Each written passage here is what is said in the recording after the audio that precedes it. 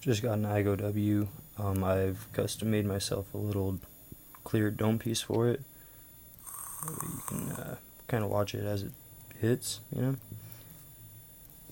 If you're familiar with the IGOWs, they come with these little dome pieces here. Little metal, I mean, they're not bad, but it's a pain in the ass to have to keep taking it off to see how dry your wick is.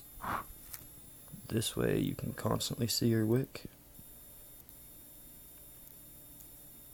Pulls off just like your normal dome piece would.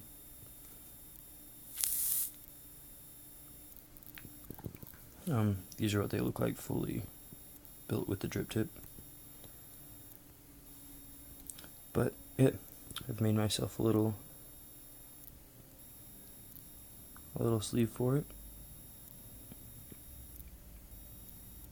Still in process of making it better, of course, but so far it seems to work pretty well.